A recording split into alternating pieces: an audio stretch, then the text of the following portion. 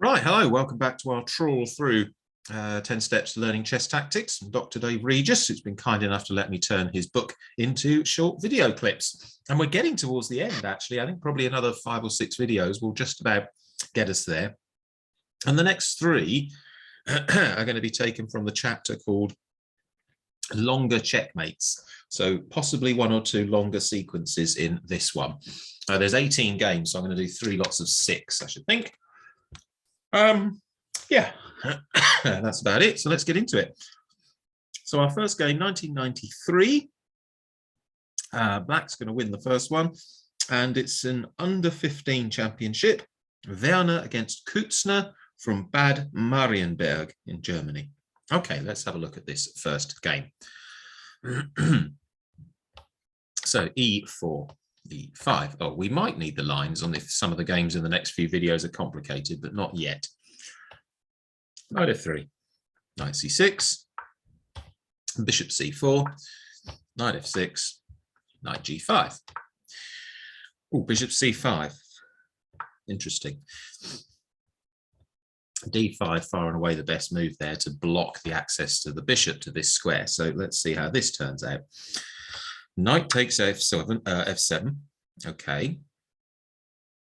And bishop takes F2. So, okay, so we know black's going to win this game, but currently white is far and away the better position. So let's see how this goes wrong for, for white, excuse me. And okay, king takes F2, fine. Knight takes E4. And still computer says white's winning. Now king E1. And that's where it goes wrong. So king E1 is clearly a monstrous, monstrous blunder. And the diagonal of death is the problem. Remember, we said in the past that once you lose the F2 and the F7 pawns, this diagonal, and particularly the crisscross along it, can become really, really, really dangerous. And so in our game, Queen H4 check. Okay, right, G3.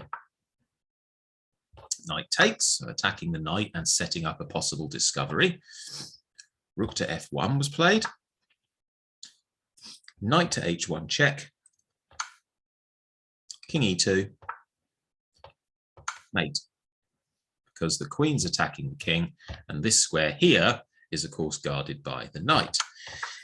If you play the rook here instead, well, that's still checkmate because that square is still guarded by the knight. Going back a few moves in this position, if I put the computer on, of course, white is absolutely fine, but cannot play king to E1. I'm guessing king to G1, maybe? Yeah, okay, so the top move, king to G1, and white actually retains a slight advantage, but it's still a very, very messy position.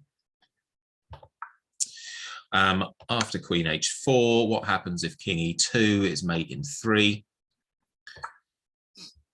You go queen to F2, king to D3, knight to C5 check, king to C3, queen D4 is mate because the knights guard these 2 squares and the queen attacks the king.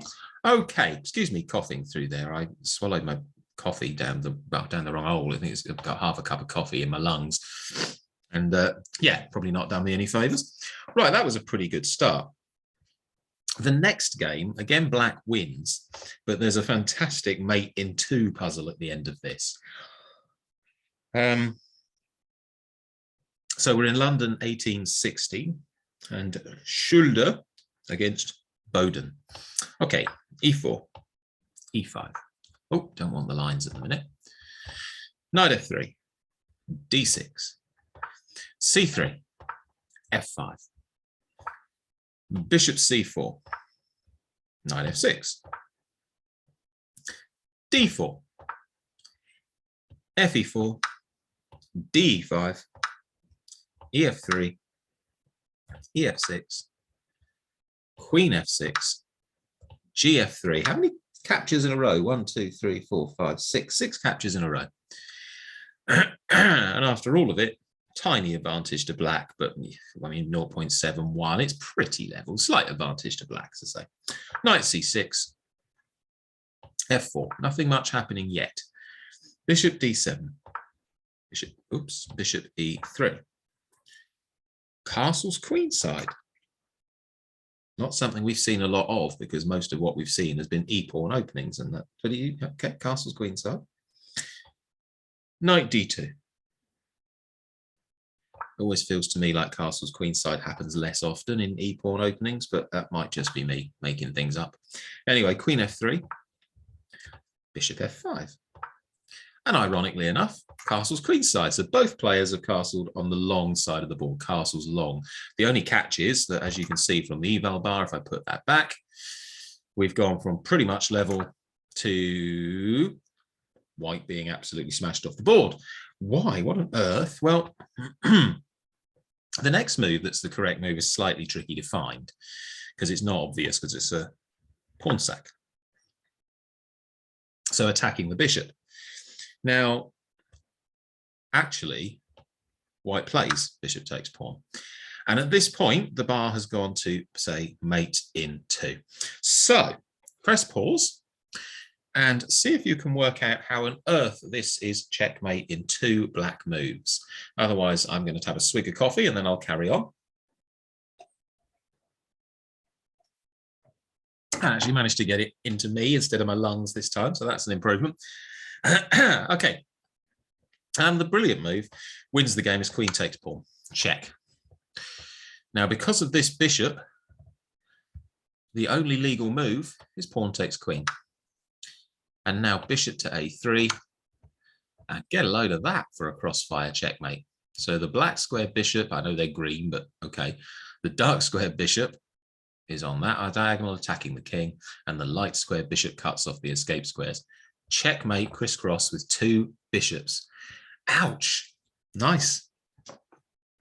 And Dr. Dave writes in the book, this beautiful idea is still called Boden's mate. Yeah, of course, because this particular pattern of the 2 bishops crisscross checkmating like this, of course, it still comes up all the time. All right, our next game I'm quite excited for, because we've got 2 absolute giants of early 1900s chess. So Richard Reti, Savelli Tartakova.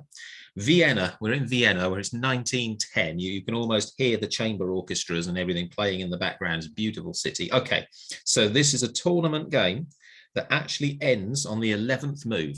And this is 2 of the most famous grandmasters of all time, because of the classical period of chess. And the game ends checkmate on 11 moves. So let's have a look at how this happens. So Reti is white, e4. And c6, we've actually got a different opening. Most of what Dr. Dave does in these books is based on e4, e5. Because I don't know why, it just is. I guess it's his favorite openings. And it also matches the patterns in the openings for beginners guide that we've done as well. But anyway, we've got a Caro-Kann defense. Caro-Kann defense, very, very good. Nothing wrong with it at all. Just in this game, it doesn't work. So takes. This is all very normal stuff. Knight to f6. Absolutely fine. Queen to d3. Interesting. Okay. e5. Takes. And queen to a5. Check. Bishop to d2. And queen takes e5. Okay. So at the moment, 2 of these 2 grandmasters, slight advantage to white maybe, but okay, game goes on. Castle's queenside from white. You spot a theme here. This has happened twice now, 2 in 2 games. And Tartakova walks into something. His spidey sense really should have told him that knight takes e4 is not a free knight, as you can see from the fact that it now says mate in 3, m3. Okay, so if you want to press pause and see if you can find one of the most fantastic checkmating patterns in the history of chess, feel free. It's not an easy one to spot at all, but it is forced checkmate in 3 white moves. Otherwise, I will carry on in 3, 2, and 1. Okay, you ready for this? Check. What? Yeah, check. Okay, well, clearly you've got no other legal moves but to take the queen. Okay. So if you want to have another pause now, if you didn't get it first time around, feel free. Otherwise, the correct next move is double check, a discovered check. So the bishop checks and now the rook checks because the bishop's got out of the way. So the king can't go there Can't go there. So there's only 2 moves. And you can't put anything in the way because you can't block both checks at once. So if you go king to e8, well, rook to d8 is checkmate. We actually saw this pattern with a queen a couple of games ago, if you vaguely remember it, or a couple of videos ago. So that's no good. And if you put the king this way, checkmate from the bishop, because the rook supports, the bishop hits that square, and the rook guards these 2. How about that? What a absolutely blistering queen sacrifice checkmate from Richard Reti against Saveli Tartakova. 2 of the greatest masters of all time, but just a beautiful finish. Just a big blunder from Tartakova. It's strange that he didn't spot the mate himself, but then it's a toughie to see, isn't it? Okay, that's the coffee finished. What a game that is. Okay, now let's get ourselves to game 4 for today. 4 of 6. And where are we? England 1960, Goulding against Brown, and one where black wins this one, so it's flip the board. And no comments from Dr. Dave, particularly in the game analysis on this. We just play the moves and get to the last position. All right, let's go. E4, E5, knight F3, knight C6, knight C3, knight F6, bishop B5, bishop B4, excuse me, D3. Something different at last. Knight to D4. Okay. Bishop comes back, doesn't want to allow itself to be swapped. D6 and castles. Bishop to G4. Bishop to G5. It's all very similar at the minute, isn't it? The slightest of slight advantages to black, says the computer, but at any kind of level below master, this is just a level game. Queen to D7. That's interesting. I mean, black actually allows bishop takes. And then bishop takes. And in fact, white resigned. Oh, wow. So that's the end of the game. White resigns, not waiting for pawn takes. And now, what's the killer move here that actually ends the game? Why is it -4 for black? Black has a fantastic move that will force white to sacrifice their queen. And then, of course, at master level, the game is over, or at any good level, queen down, the game's over. So hit pause if you want to try and work out the correct next move for black. It's perhaps not clearly obvious. It's a tricky one to find. Otherwise, we'll carry on in 3, 2, and 1. And the move's queen to H3. And the big threat from queen to H3 is knight takes pawn, check. King would have to go to the corner, and then queen takes his mate. So if I just put on a pointless move, there we go, doink, check, here, that's the basic point. And there's actually nothing that can be done about it, because there's no other way to defend this pawn. There's nothing you can do. The best you could probably do as black, as white, I guess you'd want to retreat your bishop, maybe. Is it bishop G5? Get the bishop out of the way? Yeah, okay, bishop G5, bishop H4, fine. And now I guess you just play, yeah, knight takes F3. You could play bishop takes knight first, actually. Yeah, it's saying you could play bishop takes knight first because this is going nowhere anyway. White still can't defend it. But let's just see. The point is, after knight takes, the only way to stop queen takes here, mate next move, is simply to sacrifice your queen. And then, of course, you're a queen down. Ouchie. Okay. Nice pattern, and interesting about, again, we've seen this, once the pawn structure gets weakened in front of the king, it can be a big, big problem. So, okay. Next game, we've got another famous name from the past here. We've got black to win, and we've got Dubois against Wilhelm Steinitz. So at London, 1862. This is only 160 years ago this game was played. And Wilhelm Steinitz is the first sort of officially recognized world champion as being world champion. So let's see what Steinitz gets up to in this game. E4. Oh yeah, we'll turn the lines off for a minute. E5. Knight F3. Knight C6. Bishop C4. Bishop C5. Castles. knight f6, d3, d6, bishop g5. I might have played h6 before d6 just to stop the bishop doing that, but maybe that wouldn't have been very good. I don't know. Because h6 now, and the bishop goes back, and you still have this terribly irritating pin to deal with. Or in fact, Dubois attempts to deal with it by just rushing pawns. Goodness me, that really did go down the wrong way earlier. It's driving me potty. Anyway, it's my own silly fault. I shouldn't have drunk it so quickly. Bishop g3. And Steinitz goes charging after the bishop with h5. So the point here, although the computer now is saying white's winning, but I assume the point is that, yeah, you can't even, yes. Oh, well, in fact, the point that I was going to make is the next move in the game. So knight is going to say knight takes g5, and then you can trap the bishop, except it doesn't really work. So the computer is actually saying Steinitz is in trouble here. White is slightly, well, it's just decided it's only a slight advantage, but still. So advantage white.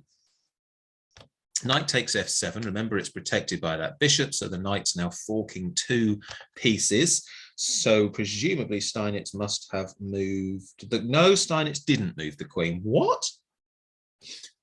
As you will know by now, I do these live. I just count how many games I'm going to do and then play them. I don't actually know what's coming. So pawn takes g3, sacrificing the queen. And the computer says white's absolutely fine here, but we know black's going to win. So the point is, this isn't a sound sacrifice. Although Steinitz wins this, the actual sacrifice isn't correct. Bishop to g4, so that attacks the white queen. You can't block it with f3 because that pawn is pinned by the bishop. And the computer actually says this is just getting better and better for white. So at some point in this game, Dubois obviously makes a colossal blunder. Knight d4 from Steinitz. Okay, well now it's not, it's only my +2 and a bit, fine. Knight to c3. Oh, and there's the blunder, and now it's mate in 7. Okay, so in this position, what should white play? White should play knight to f7 is okay, h pawn takes g pawn's okay, knight takes b pawn is okay, all kinds of things that white can play, but not the move that was played. And this is mate in 7. Absolutely forced mate in 7. Unbelievable. In the game, it actually looks as though Steinitz managed to get a mate in 4. So we'll have a look at what happened in the actual game, and then we'll let the computer take us through the mate in 7. So knight to f3, check.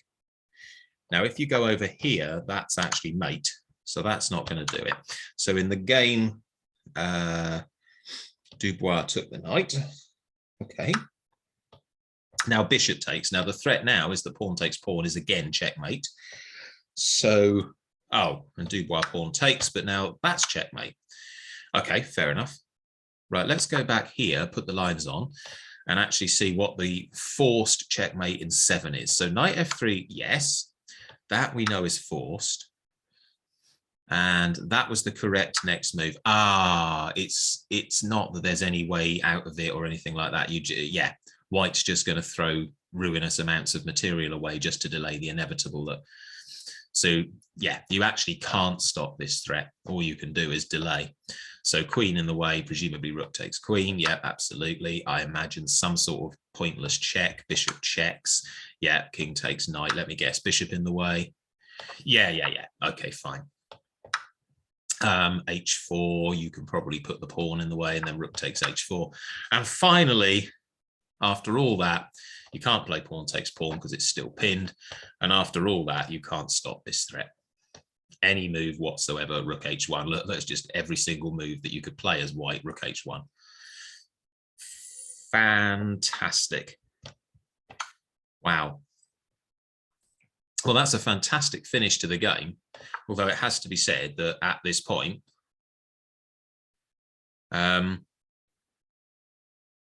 yeah, at this point, white is absolutely fine. And then after knight c3,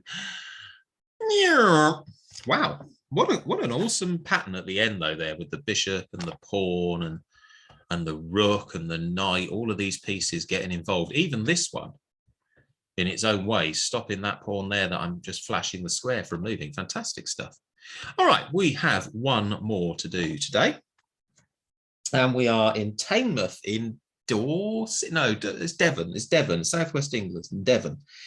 Nixon against Walker, 1997.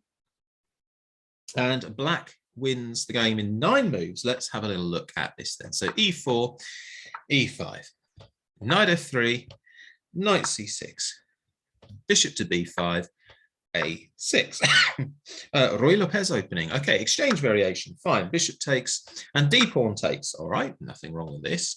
For anyone who's wondering, you can't really play knight takes here because you can get the pawn back straight away with that fork. I think you can get it back straight away with that fork as well. So knight takes e5 is not a good move for white here. Castle's much better. Bishop g4, pinning the knight, h3, kick the bishop. It all looks pretty normal. And in fact, Walker playing black goes for something that's sort of, I think it's called a fishing pole. And h5. And it's a sacrifice of the bishop. Now, what happens is if you take the bishop, pawn recaptures, and this rook can be absolutely brutal because suddenly it's got an open file to the enemy king. It doesn't always work. You do have to have enough pieces to back up the rook. But in this case, white goes for it. And you can see that although white's just won a pawn, the computer actually gives the advantage to black. Pawn takes. So we're attacking the knight. And the problem is now if the queen gets to here, can't do it yet, but if the knight moves, if the queen gets to here, well, this is potentially just murderous. So what happened in the game? The knight captured on e5, predictably enough, queen to h4, and f3 from white. So it's checkmate in 2 here. But if you want to just work out what the next move for black should be, feel free. Otherwise, I will carry on in 3, 2, and 1. And the move is simply to take away this square, g3. And now there's absolutely no way for the white king to escape. You're going to get checkmated on one of these 2 squares. So there's just nothing you can do about it. If you move the rook away, well, then that admittedly isn't still checkmate because you can you can escape. You just go there instead. Queen's protected by the rook, and the pawn cuts off that particular escape square. So yeah, that's an interesting tactic. You say you do have to be careful. It doesn't always work quite as well as this, but if you haven't castled and you've got a rook here, sometimes you can just leave this piece under attack and make use of the open file after the exchanges, just like in this game. All right, that is our 6 games for today. Back with another 6 at some point very, very soon. Thanks for watching. Hope it's interesting.